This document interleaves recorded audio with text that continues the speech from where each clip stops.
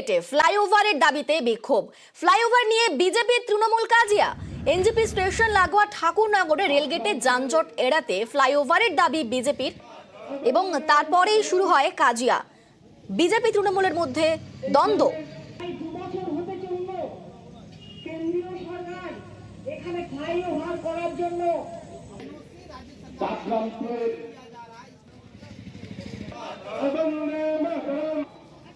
আমাদের সঙ্গে রয়েছেন পার্থ। রেলগেটে ফ্লাইওভারের দাবিতে বিক্ষোভ, ঠিক কি অভিযোগ উঠছে সেখান থেকে?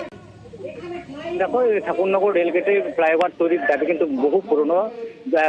প্রতিবার নির্বাচন আসে যায়, প্রতিশ্রুতির বন্যা বয়ে যায়, কিন্তু সেই রেলগেটে ফ্লাইওভার আজ পর্যন্ত তৈরি। এর আগে আমরা দেখেছি স্থানীয় বাসিন্দারা যেমন ডেপুটেশন দিয়েছিল, রেলের আধিকারিকদের তৃণমূল থেকে ধর্নায় বসা হয়েছিল, রেলের আধিকারিককে ডেপুটেশন দেওয়া ছিল, তবুও কিন্তু সমস্যা সেই তিমির ছিল। অর্থাৎ এই যে রেলগেটে শুধু নিত্য যাত্রী বা অফিস কাছারি বা স্কুল পড়ুয়ারা শুধু যাতায়াত করে না, পর্যটকেরা যারা এনজেপি স্টেশনে ডুয়ার্সের দিকে যায় তারাও এই রেলগেট তাদেরকেও পার হতে হয়। কিন্তু একাধিক দূরপাল্লার ট্রেন অসমের সঙ্গে গোটা ভারতবর্ষের সংযোগকারী কিন্তু এই রেলগেট, এই রেল লাইন দিয়ে চলে দূরপাল্লার অসমগামী সব ট্রেন।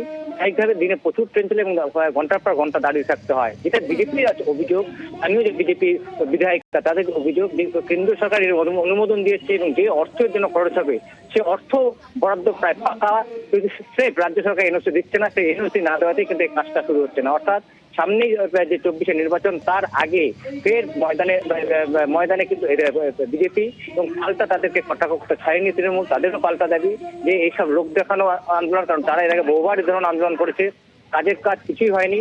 তবে রাজ্য সরকার যে এনওসি দিবে না, কেন দিবে না, এটা তাদেরও বিষয়ে জানা নেই। কারণ না দেওয়ার তো কোনো প্রশ্ন ওঠে না, কারণ এটা সাধারণ মানুষের দাবি। এই দাবি নিয়ে তারাও আন্দোলনের আগে নেমেছিল।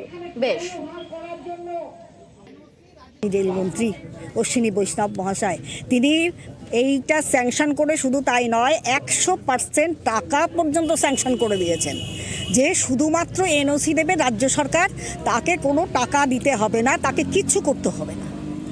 কিন্তু আজকে দীর্ঘদিন অতিক্রান্ত হলো, বিধানসভাতেও আমি এই কথা বলেছি, কোনো লাভ হয়নি। ডিএমের কাছে 7 থেকে 8 বার ঘুরেছি আমি, এনওসি দেননি, আমি দিতে পারবো না, এখন হবে না, পরে হবে, অন্য দিন আসুন। 7 থেকে 8 বার গেছি, উনি কিন্তু এনওসি দেননি।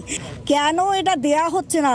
এই অঞ্চলটা যেহেতু বিজেপির, সেই কারণে না, এখানে বিজেপির এমএলএ আছে বলে সেই কারণে, বিজেপির এমপি আছে বলে সেই কারণে।